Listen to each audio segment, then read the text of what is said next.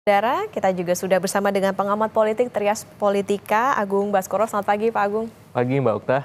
Pak Agung, menarik melihat bagaimana pada akhirnya pagi hari ini di Jakarta ada Rano Karno dan juga Pramono Anung begitu yang akan mendaftar. Ini artinya kan juga kemarin sempat ramai diusung katanya PDIP ini Anies Rano, tapi sekarang pada akhirnya yang berangkat ini Pramono dan juga Rano Karno. Ya. Bagaimana Anda melihat ini? Iya, di timeline sosial media kita bahkan di perbincangan publik banyak pihak menunggu, bahkan teman-teman media sudah sejak kemarin ya ngantri di masa pengumuman 6 calon gubernur, wakil gubernur PDIP.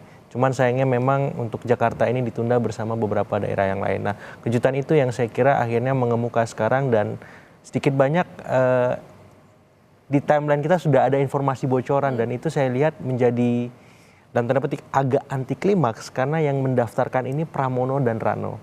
Karena publik saya lihat aspirasinya kalau tidak Anies, Ahok seperti itu, karena memang punya daya elektoral yang lebih kuat ketimbang Pramono gitu. Nah, kalaupun memang tidak Anies Ahok, saya masih berpikiran Rano Pramono misalkan. Itu kan menarik karena memang jadi dibalik ya Pak? Iya, karena memang Mas Rano ini punya pengalaman panjang sebagai kepala daerah. Sebaliknya Mas Pram ini sedikit banyak fokus di internal PDIP sebagai sekjen, ataupun beliau menteri sekretaris kabinet dalam tanda petik di eksekutif yang memang levelnya nasional. Nah, pengalaman sebagai kepala daerah beliau belum tentu solid sehingga butuh waktu, padahal masa kampanye di pilkada ini kan pendek, hanya efektifnya 3 bulan seperti itu. Jadi kalau dipaksa berhadapan dengan RK Suswono yang dalam tanda petik RK-nya sudah malang melintang sebagai kepala daerah mulai dari wali kota Bandung, gubernur Jawa Barat, dan sekarang mencoba di Jakarta, saya kira pertarungannya menjadi kurang menarik ya, dan kurang kompetitif gitu, karena memang lebih banyak titik tekannya nanti di PDIP untuk berjuang keras untuk memastikan basis-basis loyal mereka bertambah dengan basis-basis baru yang selama ini menjadi captive marketnya PKS. Ya, saya sering menyatakan bahwa Jakarta Timur, Jakarta Pusat, Jakarta Selatan itu basis loyal PKS.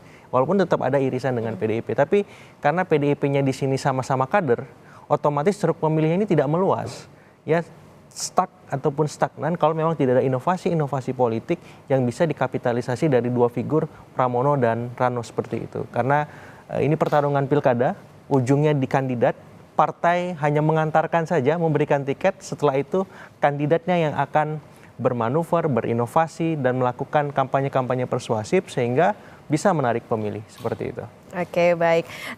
Pak Agung, kita tahan dulu, ini kita melihat dulu bagaimana situasi terkini di Jawa Timur. Ini ada Khofifah Indar Parawansa dan juga Emil Dardak.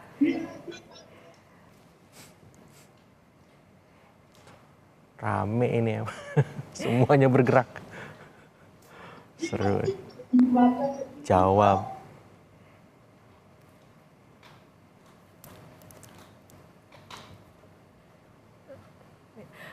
Menarik, Khofifah dan juga Emil Dardak, ini kalau Pak Agung melihatnya seperti apa dua pasangan ini? Iya, ini pasangan petahana dari elektabilitas cukup kuat ya. Sekarang sedang menunggu siapa lawannya. Apakah PDIP bisa berkoalisi dengan PKB membentuk poros tandingan yang bisa menjadi lawan sepadan bagi Khofifah Emil, dan sedang menguat nama Ibu Risma di sana. Nah, kebutuhannya lagi dan lagi saya lihat perlu pendamping dari kalangan religius santri yang selama ini terrepresentasi lewat Nahdlatul Ulama ya, kaum Nahdiyin gitu. Nah, ini bukan tugas yang mudah juga untuk dilibatkan, karena kita tahu secara nasional PKB sekarang punya keterikatan dengan koalisi Indonesia Maju Plus seperti itu. Jadi sedikit banyak lagi-lagi PDIP harus bekerja keras untuk Jawa Timur. Kenapa? Karena memang secara elektoral pasangan Khofifah Emil ini unggul jauh ya dibanding lawan-lawannya. Dan problemnya sekarang PDIP belum memutuskan untuk konteks cagupnya itu satu hal, cawagupnya itu dua hal. Nah, kocok ulangnya nggak banyak waktunya, tinggal tersisa besok seperti itu. Nah, jadi saya lihat memang untuk menghadirkan lawan yang sepadan bagi Khofifah Emil, mau tidak mau selain Ibu Risma, saya kira perlu dipikirkan siapa wakil yang pas untuk memastikan pertarungan di Jawa Timur kompetitif. Jangan sampai ya dalam tanda petik ya di Jakarta kemudian ada nama Mas Pram, kemudian Mas Rano yang belum terlalu solid untuk menghadapi RK Suswono. Kemudian di Jawa Tengah ada nama Pak Andika, kemudian Pak Hendra melawan Ahmad Lutfi dan Taj Yassin yang juga secara elektabilitas lebih solid ya. Jadi saya lihat pertempuran di pilkada nanti antara Kim Plus dengan PDIP ini kalau dibilang tidak terlalu kompetitif, per pagi ini saya melihatnya demikian. Tapi ini bukan hal yang permanen, sangat dinamis, tergantung bagaimana kader-kader PDIP di bawah bisa mengaktifasi seluruh mesin-mesin politiknya sehingga bisa memastikan bahwa kemungkinan mereka menang lebih besar ketimbang kalahnya. Seperti itu. Seberapa berat sebetulnya yang harus dihadapi PDIP apalagi karena kalau kita Kim Plus ini kan koalisinya lumayan gendut lah gitu. Persis. Apa amunisi yang harus disiapkan PDIP termasuk juga tadi tidak hanya di Jawa Timur misalnya tapi juga di Jakarta? Ya, pertama memang yang paling penting mengoptimalisasi magnet figur kandidatnya, personal brandingnya.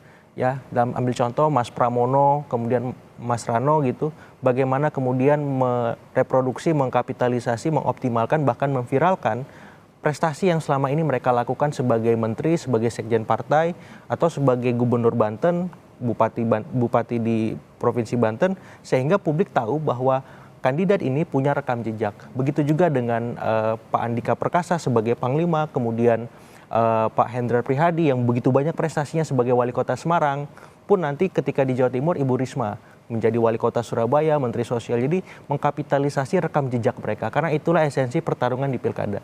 Yang kedua, bagaimana kemudian bisa mengoptimalkan program branding. Apa visi misi program yang mereka usung ketika menjadi kepala daerah di Jakarta, di Jawa Timur, ataupun di Jawa Tengah. Keunggulannya apa? Inovasinya apa? Apa kebaruan yang mereka punya sehingga ada perbedaan yang khas antara kandidat yang diusung PDIP dengan Kim Plus. Kalau program, visi misi dan seterusnya itu tidak mereka kampanyekan secara masif, publik-publik yang menjadi pemilih rasional akan melihat apa bedanya. Toh sama saja kalau hanya sekedar ini pemerintah bukan pemerintah, saya kira di pilkada arahannya bukan demikian. Siapa yang paling konkret yang bisa menjawab problem-problem akut, problem-problem serius yang selama ini menjadi masalah besar di sana. Dalam ambil contoh misalnya di Jakarta soal macet, itu bagaimana? Banjir, polusi udara, soal sampah. Nah, Mas Pram, Mas Rano punya solusi apa? Punya inovasi apa untuk menyelesaikan itu? Nah, yang ketiga isu-isu yang bisa respon bisa dijawab, apakah yang aktual soal misalkan sekarang ada arahan nepotisme yang akut, ada arahan juga soal isu-isu keseharian, lapangan kerja lagi sempit, kebutuhan pokok lagi mahal. Bagaimana respon Pramono sama Mas Rano untuk itu? Bagaimana respon Pak Andika, Mas Hendra dan Ibu Risma terhadap isu-isu aktual yang sekarang berkembang di masyarakat? Nah, itu bisa menjadi satu kesatuan, personal branding, program branding, kemudian isu branding, supaya apa? Supaya ada kekhasan kandidat PDIP dengan Kim Plus. Nah, di luar itu semua, saya kira yang paling penting bagaimana ya mengoperasionalisasi ya dalam konteks kampanye-kampanye, karena kampanyenya pendek, singkat. Jadi narasi personal branding, program branding, dan isu-isu tadi bisa diviralkan di udara lewat platform media sosial, media cetak, elektronik, dan seterusnya. Kemudian di kampanye relawan ya, lewat door-to-door campaign, canvassing, dan seterusnya. Jadi saya kira ini masih terbuka peluangnya, tapi PDIP-nya, kandidatnya, mesin-mesin politiknya, relawan simpatisannya, bahkan konsultannya, itu harus berkeringat habis-habisan. Harus kerja ekstra keras. Seperti tadi di Jawa Timur menarik Kofifa dan juga Emil Dardak. Ini kan dua-duanya petahana. Kemudian juga PDIP nih kita tunggu nih apa sih sebetulnya nanti senjata politiknya nanti untuk di Pilkada Jawa Timur. Nah, apakah artinya dengan petahana ini kansnya sudah paling besar, sudah artinya dapat golden ticket gitu untuk nantinya menang atau seperti apa Pak Agung? Iya, kemungkinan menangnya besar per pagi ini ya. Karena bisa jadi dalam politik itu ada dinamika yang mengemuka ya, sehingga memang menimbulkan ya bahasanya tsunami politik, gempa tektonik politik dan seterusnya, yang artinya ada situasi force major yang membuat kedaruratan itu mengemuka. Katakanlah kemarin ada putusan MK, itu kan mengubah peta, mengubah konstelasi. Nah, ketika pilkada berlangsung ada hal apa lagi di level nasional yang itu bisa mengobok-obok peta elektoral yang ada. Asumsikan misalkan hari ini Kofifa Emil unggul, bukan berarti ketika 27 November nanti Kofifa Emil pemenangnya. Karena perjalanan ini masih panjang, asal lawannya Kofifa Emil bisa mengoptimalkan tadi ya branding yang bisa mereka kerjakan maupun mesin-mesin politik yang tadi bisa mereka viralkan seperti itu. Nah, di konteks ini saya kira yang penting dari Khofifa Emil karena mereka punya keunggulan elektoral, yang menjadi lawan terbesar mereka justru bukan lawan politiknya tapi diri mereka sendiri. Itu yang sering terjadi. Apakah ada blunder, ada kesalahan-kesalahan yang tidak perlu terjadi, salah ucap, salah omong, salah perilaku, salah respon, dan seterusnya itu. Sehingga saya melihat lebih ke sana dan bagaimana kemudian Khofifa Emil ini bisa memastikan bahwa mereka tetap turun ke bawah, tetap menyapa warga, tetap melakukan kampanye di udara, di darat, dan seterusnya. Supaya apa? Supaya kemenangan mereka bisa diamankan. Jadi mengamankan kemenangan itu sama beratnya dengan mengejar ketertinggalan. Karena seringkali yang di atas, yang unggul itu suka terlena, suka merasa cukup dan kurang hati-hati. Nah seringkali kalau kita melakukan pendampingan di bawah bersama kandidat, saya mengingatkan bahwa yang paling utama kewaspadaan, mawas diri, jangan sampai ketika kita unggul, kemudian kita tidak melakukan kerja yang lebih ekstra ataupun tidak hati-hati lagi.